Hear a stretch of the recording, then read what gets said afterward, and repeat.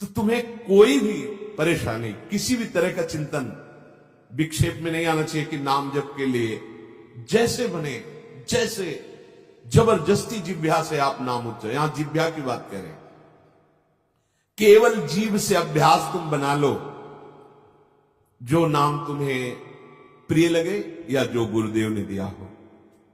जीव के द्वारा प्रभु के नाम की आवृत्ति अगर निरंतर होने लगे तो बहुत जल्दी हृदय के जो पाप वासना मल है वो सब नष्ट हो जाते हैं। ध्यान से सुनो इसे। यदि हम बहुत काल तक, पातंजलि जी ने भी कहा, दीर्घ काल निरंतर सत्कार सेवितो दृढ़ भूमि, दीर्घ काल तक निरंतर आदर के साथ नाम जप करे, तो कह रहे जीव के द्वारा प्रभु के नाम की आवृत्ति निरंतर होने से पूर्व के जितने मल हैं, जितने संचित पाप हैं, जितने विक्षेप हैं, वो सब नष्ट हो जाते हैं। अभी तो शुरू ही नहीं किया है, अभी तो विक्षेप ही विक्षेप है, मल ही मल है, और आप कहते हो हमारे दुख दूर हो जाए। नाम जप करो, दुख दूर होने की बात क्या, दुख की निशानी नहीं रह जाएगी। जैसे अगाध समुद्र में मछली किलोल करती है, ऐसे हरि शरण में जो जीव होता है, भजन करता है, उसे अपार सुख मिलता है। सुखी मीन जिमी नीर अगाधा। अब तीसरी बात है,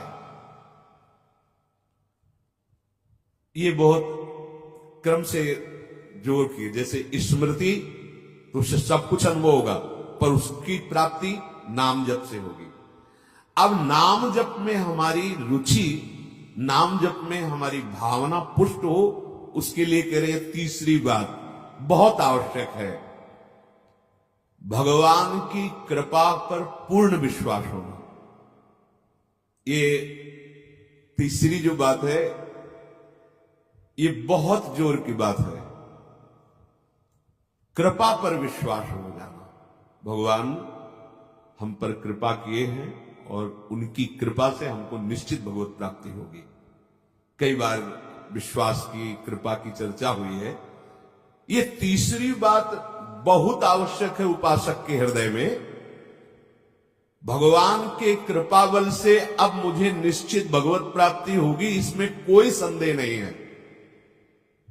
देखो, पहली बात, स्मृति से सब कुछ प्राप्त हो जाएगा, पर बड़ा कठिन है, क्योंकि स्मृति तो हमारी जगत के भोगों की चल रही, संसार की, देह की। तो बोले नाम जप जो है वो आपकी स्मृति को जागृत कर देगा। जितना आप अधिक नाम जप करेंगे, आपके पाप सब नष्ट हो जाएंगे। तो नाम जप में भी बराबर तो हिम्मत नहीं पड़ रही, आध घंटा थोड़ा समय। नाम जप कोई साधु महात्मा एकांतवास करके 24 घंटे प्रयासरत, उनकी बात हो सकती है। हमें तो जब मिला समय तब भले नाम, अभी इतना अभ्यास नहीं। तो बोले निरंतर नाम जप और स्मृति दोनों को जागृत करने की सामर्थ्य तीसरी बात में है।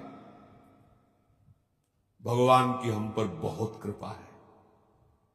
भागवत में भी एक जगह कहा है कि जो भगवान की कृपा का अनुभव करते हुए प्रारब्ध के अनुसार दुख सुख आता है, उसे भोग लेता है, शिकायत नहीं करता, उसमें विचलित नहीं होता है, और हर समय भगवान की कृपा का, हमारे ऊपर बहुत कृपा है, तत्यनुकंपा, ये श्लोक ऐसा है।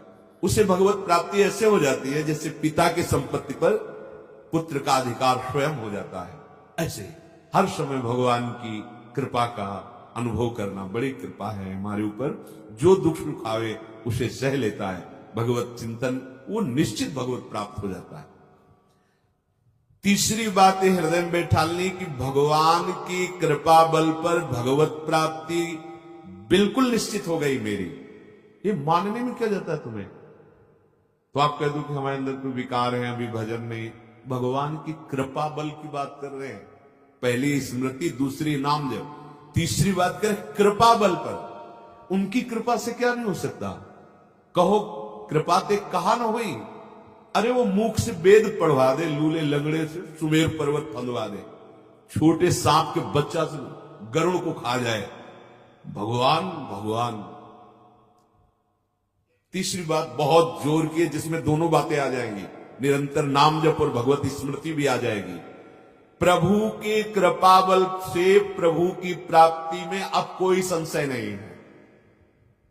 ये भी सुबह कहा था जो साथ के पास कि तुम चिंता मत करो, बस जो हम कह रहे हैं निषेधात्मक जो बातें उनको तुम मत करना, तुम पड़े रहोगे तो भगवत प्राप्ति हो जाएगी। क्योंकि हम हैं किनके, श्री जी के। यहां जो भी आप छोटी सी भी चेष्टा कर रहे हैं, बहुत बड़ा भजन हो रहा है, महल में है, वृंदावनेश्वरी के धाम में है, एक छोटी सी भी चेष्टा, जैसे कहीं सोनी लगा दिया, कुछ भी जो भी चेष्टाएं कर रहे हो, खान पान संबंधी भी जो चेष्टाएं कर रहे हो, आपका भजन या फिर स्वार्थ अपने भजन गए, तुम चिंता मत करो भगवत प्राप्ति की। ये हम केवल निज जनों से नहीं, माइक से कहें कई बार कि आप सबको निश्चित भगवत प्राप्ति होनी, इसीलिए प्रभु ने धाम बुलाया, सत्संग सुनाया। अगर प्रभु को अपनी प्राप्ति न कराना होता तो संयोग क्यों देते, हम फंसे होते माया प्रपंच में। तो तीसरी बात कि अब हमें कोई संशय नहीं, मेरे को भगवत प्राप्ति निश्चित होगी, क्योंकि मुझे भरोसा है श्री जी का, मुझे भरोसा है वृंदावन का, मुझे भरोसा है आचार्य और गुरु का। अब ये बातें हमें डर पाओगे, हाँ हमारी कमजोरी है, हम अभ्यास कर रहे हैं भजन का, पर अब मुझे ये नर्क स्वर्ग अपवर्ग आसने ये आ गया भरोसे से, ये कृपा का भरोसा हुआ तो ये बात आ गई। मानो भगवान की प्राप्ति बस मेरे को हो ही गई, ऐसे रोज सोचना है। हे महापुरुषों के वचन है। तीसरी बात बहुत जोर की है, नाम जप और भगवत स्मृति इसी में आ जाएगी, क्योंकि भगवान की कृपा से सब कुछ हो जाता है। मुझे इस जन्म में भगवत प्राप्ति पक्का होगी, भगवान की कृपा बल से, प्रियाजू की कृपा से।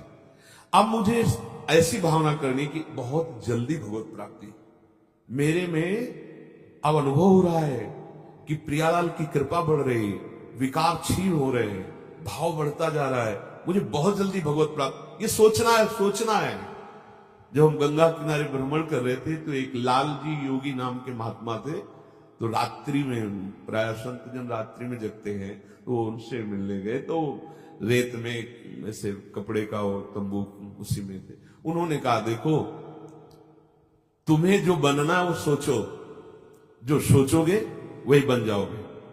तो छोटी सी डायरी रखते थे, लिखा उसी समय, आज भी वो लिखी रखी, जो तुम्हें बनना है वो सोचो, वैसा सोचो, जैसा सोचोगे वैसा तुम बन जाओगे। सोचो, भगवान की हम पर बहुत कृपा है, हमारे अंदर दैवी संपदा बढ़ रही है, विकार धीरे धीरे क्षीण हो रहे हैं, मतलब मुझे प्रभु मिलने वाले हैं, मुझे प्रभु मिलने वाले। आप देखो इसका प्रभाव देखो, प्रभु की कृपा से अवश्य अवश्य अवश्य मुझे भगवत प्राप्ति होगी।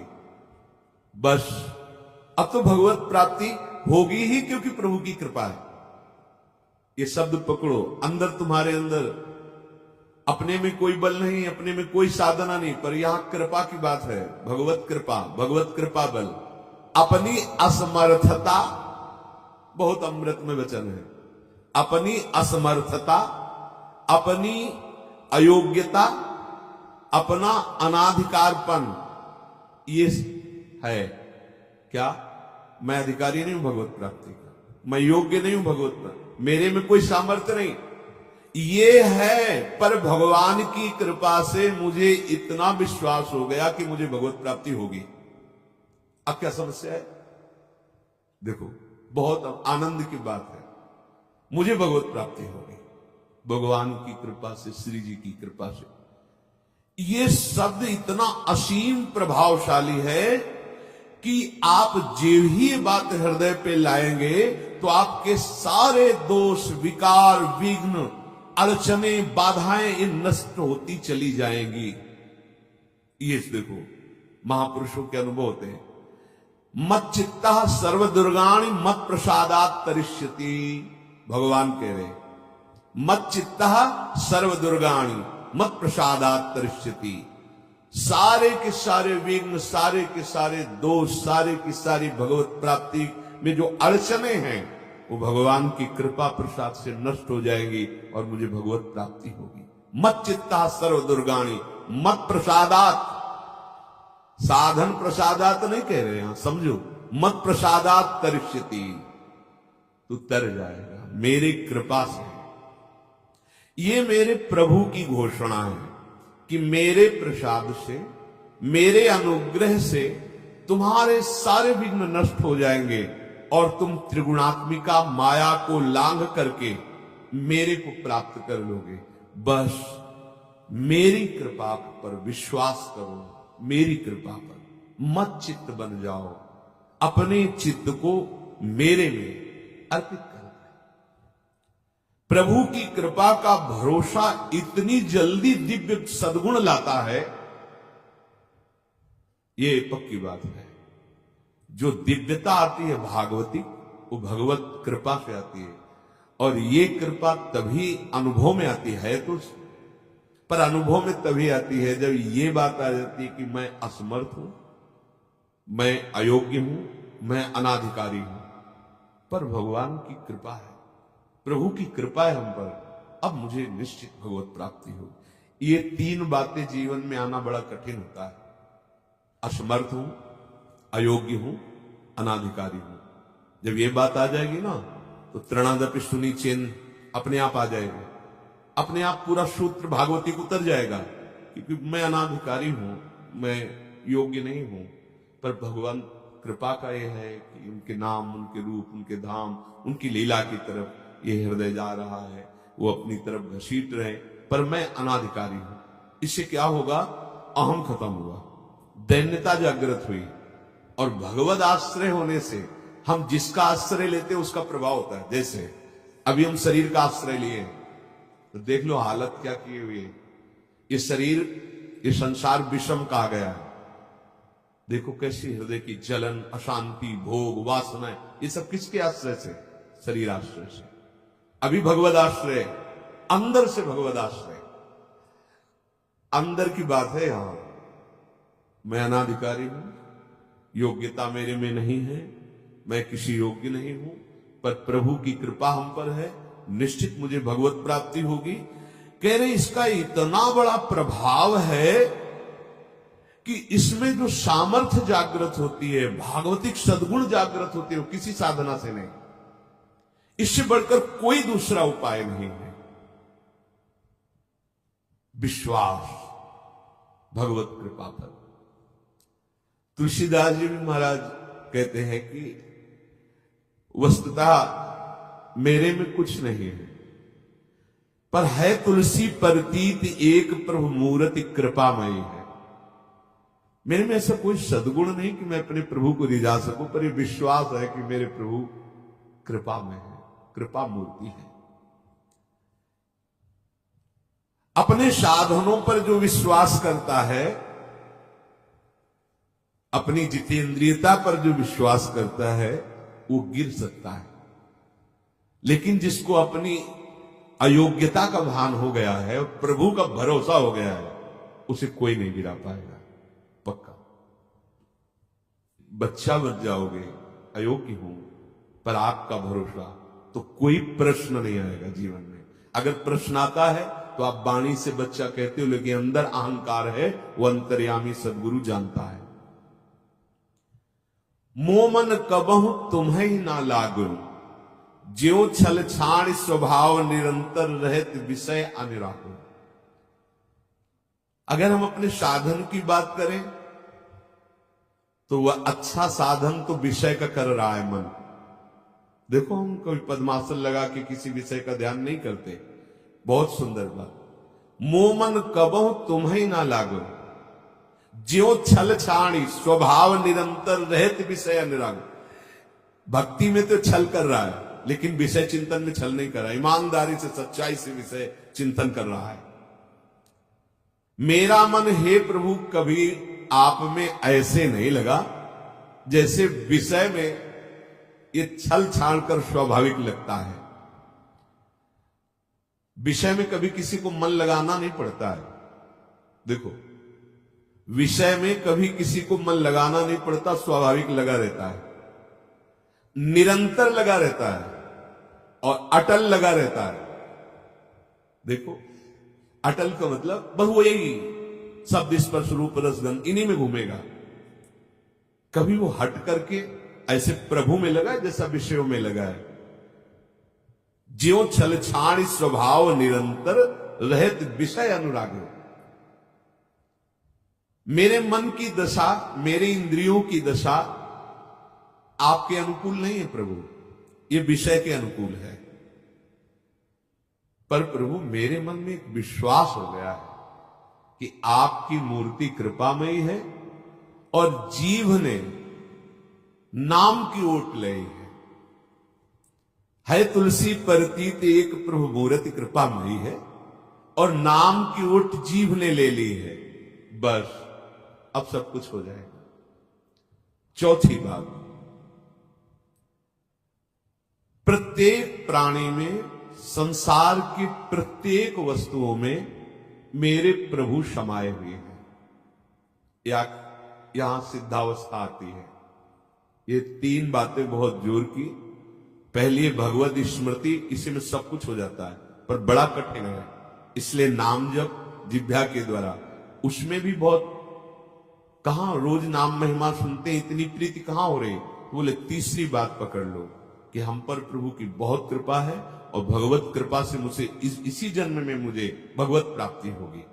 चौथी बात, ये बहुत ही आवश्यक है, क्योंकि अगर ये नहीं तो भजन करना कठिन, बचाना कठिन, पचाना कठिन।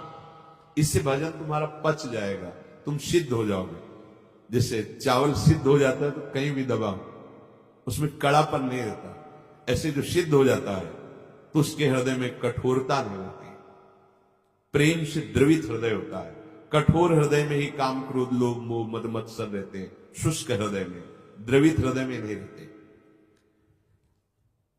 प्रत्येक प्राणी, संसार के प्रत्येक वस्तु में मेरे भगवान विराजमान है। कोई ऐसी जगह नहीं जहां भगवान ना हो। ये बैठालना है, हमें दिखाई दे रहा है, माइक है, दिखाई दे रहा है, लेकिन जब सृष्टि नहीं थी तो माइक नहीं था। जब सृष्टि नहीं रहेगी तो माइक नहीं रहेगा। बीच में माइक जो दिखा रहा है कौन?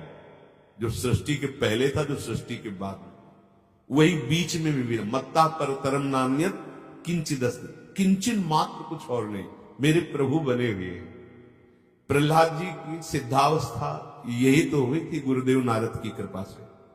सर्वत्र भगवान है, तो खंबे से भी नरसिंह भगवान, नामदेव जी कुत्ते से भगवान को प्रकट कर लिया, श्वान में भी भगवान, भूत में भी भगवान। ये चौथी सिद्धावस्था है। उपासक को ये विचार हर समय रखना है कि हमारे सामने जो वस्तु है इस रूप में भगवान ही है, कुछ भी ऐसा नहीं, सब कुछ स्वयं भगवान बने हुए हैं। सच्ची बात है, वही बने हुए। ये छुपा छुपी का खेल खेल रहे हैं, बस आपको पहचानना है। मैं फिर दोहरा के बात कहता हूं, आप इस बात को पकड़ लीजिए। आपके सामने कोई भी कार्य की वस्तु आए या व्यक्ति आए या दृश्य आए, आपको सबसे पहले उसमें भावना करनी, मेरे प्रभु विराजमान। जैसे हरिवंश महाप्रभु क्रूर है, पापी है, दुष्ट है, संभाषण योग्य भी नहीं, पर उसके हृदय में राधा वल्लभ लाल है, भावना को, ये बहुत जल्दी काम बन जाने वाली बात है। मानो आप गृहस्थ में, आपका लड़का सामने आए, आपकी पत्नी सामने आए, आपके कोई मित्र सामने आए, आपको पहले याद करना है, इनके हृदय में राधा वल्लभ लाल विराजमान। वस्तुता वही है पूरे, पर हमें पहली भावना करनी है। ये वृक्ष साहब, ये वृक्ष तो है, पर इस वृक्ष के अंदर प्रभु है। अगर प्रभु ना होते तो इसकी सत्ता ही नहीं है। प्रभु विराजमान है।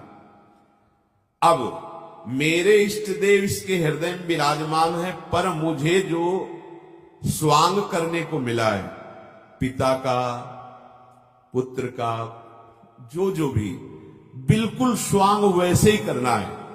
अगर मालिक का स्वांग करना है तो हम नौकर से बर्ताव वैसे ही करेंगे, जैसे पुत्र से बर्ताव, पत्नी से बर्ताव, पर अंदर भाव देखना है, मेरे प्रभु इसके हृदय में विराजमान है, मुझे सेवा दी है।